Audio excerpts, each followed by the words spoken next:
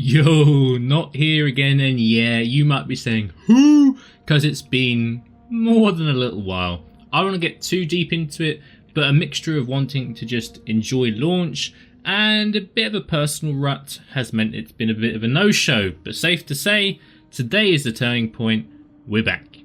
Today, we're talking about the elephant in the room, the Alliance Enlistment bonus, aka the Copium boxes. I'll show you my own Copium Box experience so far after an hour of Battlegrounds. I also wanted to touch on TBC Classic as a whole, how it's gone so far, the community perception, Blizzard's approach, that kind of stuff. But we're focusing on, of course, the Copium Box experience. First, I queued a cheeky Eye of the Storm. It is the daily PvP objective and generally one of the few battlegrounds where you can expect a non-zero win rate.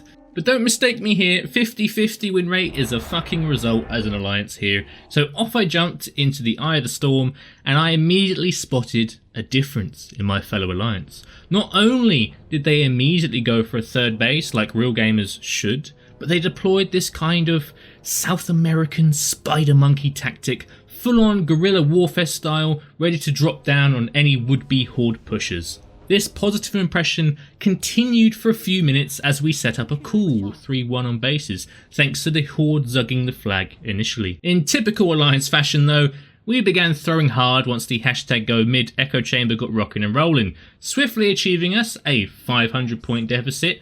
After some natural toxicity I can't show you, and some deployment of my own spider monkey strategies, we regained a 3-1 base advantage, reducing the deficit, and miraculously we stole the game via a last minute flag push that no doubt will reinforce the delusions of the GoMid gang for a future loss. Colour me impressed though, we fought back from 500 points down and won it at the death. Is this even Alliance anymore? Did the Copium boxes give us the mental fortitude to actually play the game? God damn, of course. With victory secured, your boy had secured a sweet Copium box to open up, and what the fuck is this? Where's my badge of justice, fam?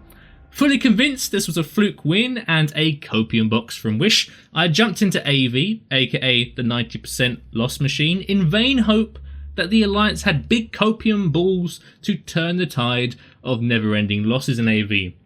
Of course, upon entry, Drek or Kick was the spammed strategy. It had never failed us before, of course. And as usual, we are met with a wall of horde near Iceblood Graveyard. Using my 400 IQ, I decided to self-sacrifice by capping Iceblood Tower to try lure some horde away from the blockade, so that my fellow Zuggers could keep zugging south. I got ganked pretty quickly, and we didn't make it south. Drekkelkek was in full Kek mode. Having been put all the way back at Dun Baldar, the Copium box gave me the inspiration to be like the horde. I promptly stuck myself on the Dun Baldar bunkers and ganked every solo artist that dared come my way. To my surprise, the Alliance down south had the brains and the balls to go toe-to-toe for once. Slowly, they capped Iceblood and Tower Point and defended our bunkers up north before finishing the job with a south push and double bunker destruction. My god. The Alliance had just out-hoarded the horde. Is this real life? For context, really, Alliance literally never win on reinforcements. The collective hive mind is often too stupid or too lazy to defend enough for that to be a thing. But man, these Copium boxes be crazy, we've 5 heads now. Upon leaving, I of course eagerly went for my Copium box because hey, free stuff. And 40 gold of herbs. Guess that's a W. I don't really care for 40 gold, but hey, gains, am I right? So real talk now, let's talk about this enlistment bonus. If you don't know what it is, it's essentially Blizzard waking up a little bit and testing out an incentive to queue Battlegrounds / play Alliance to keep horde queues down, because they were way out of whack. So much so that roaming death squads of horde were dropping out the sky and nuking Alliance as they farmed primals. Wasn't much fun for anyone involved. The immediate reaction was pretty negative, of course. Given that most players play horde at the moment, many were incensed that Alliance were going to get free stuff for entering Battlegrounds, especially once Wowhead posted a screenshot of a bonus package that contained a badge of justice. Oh boy. They conveniently did not emphasize that this only happens when you win, and it's Alliance, so question mark. But let's take a step back for a second from the immediate, oh my god, why bother with heroics spam. There's already plenty of evidence that the Badge of Justice packages are extremely rare compared to the 1 health pot, 3 gold, 5 water packages, or similar that have minimal value outside of just adding more basic materials to the market, despite there being no real economic need for this. This is where I wanted to start. Negatives and positives.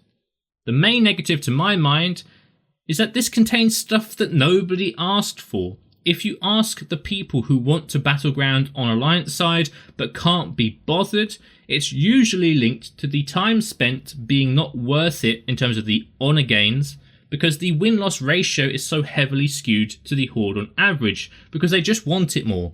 Queue times are obnoxious for Horde, so Horde have always felt a need to win. Meanwhile, the Alliance experience throughout Classic has been regular AFKers, give up mentality as soon as you're 1-0 down in Warsong Gulch, etc. Take my word for it, if you haven't tried the Alliance Battleground experience, it's equally exhausting as Horde queue times, arguably in an even more demoralising way.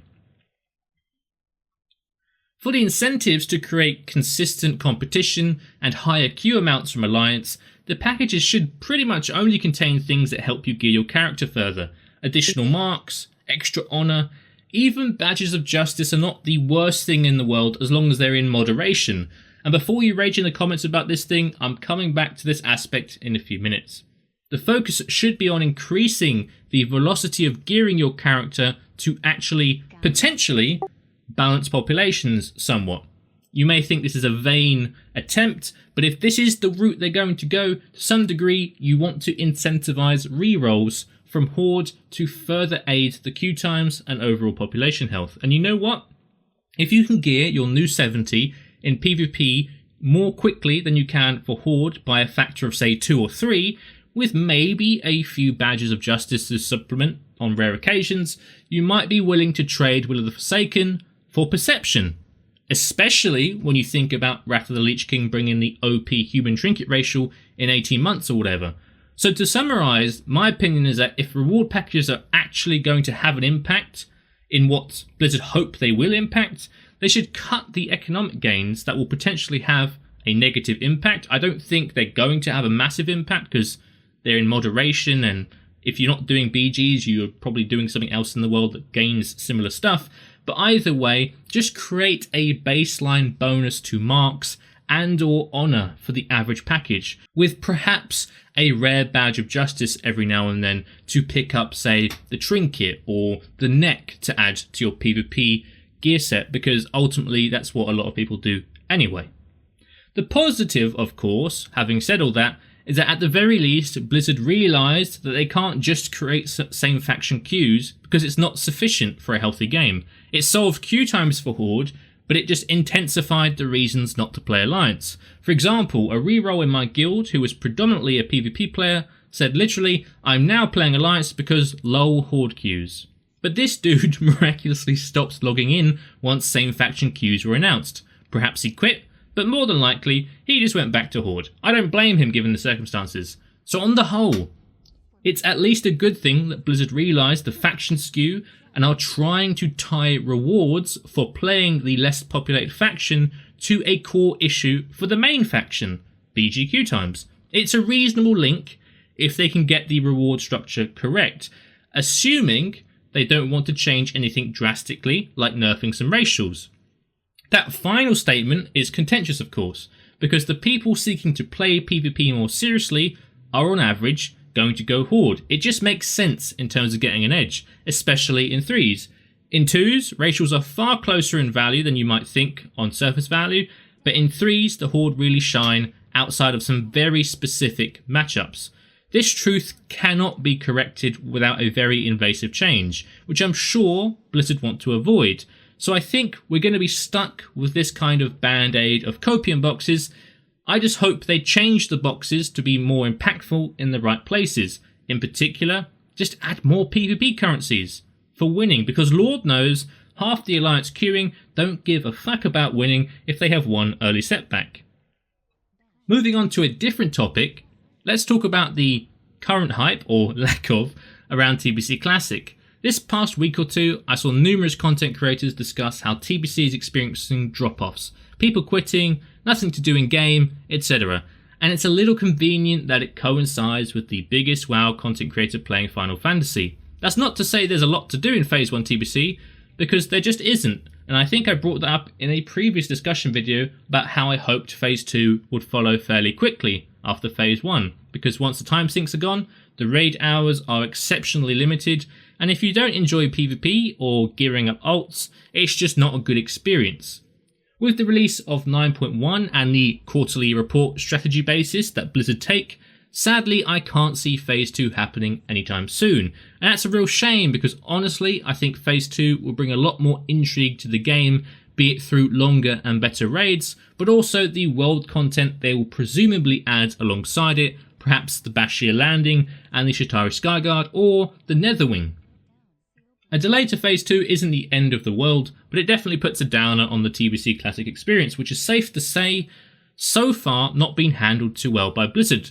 From the get-go, we had a rushed pre-patch designed to force TBC Classic out in time to disrupt key rivals in the genre, such as Ashes of Creation. But more than that, the approach to specific pieces of content is confusing alongside numerous bugs. On screen now, you can see a clip my friend took of where he logged out whilst on the Caverns of Time Dragon Taxi, and upon logging in, my man was vibing on a Bronze Drake across Outland, one expansion early. This isn't the only example of some rather bizarre bugs. A few days ago, I buffed up for raid as tank, went to go pull some Groll trash, and it told me I was pacified and could not attack. Upon trying death, relogging, etc., I found that the only way to remove this was to go to an arena skirmish and drop out immediately. Apologies to the no mage that I ditched. After that frustration of essentially missing Groll's lair, I decided to Google why this bug may occur. Apparently it is linked to certain quests, but I just hadn't done any quests in that login session or even that day entirely on my druid. So whilst this isn't super common, it does give you that rushed vibe in game. Also, regardless of the content decisions, I'm sure you have your own personal example of a weird bug. It just wouldn't surprise me. On top of the bugs, you have this odd approach to content. For example, we have the really powerful metagems right away, but according to Blizzard, they wanted to curtail player power by delaying profession power boosts in the early phases and keeping true to the old patch history. They're currently holding true to this in terms of the engineering goggles as far as that original patch history goes, but in the same breath are happy for the powerful metagems to be out there early. It's just nonchalant at best. At worst, it's just stupid.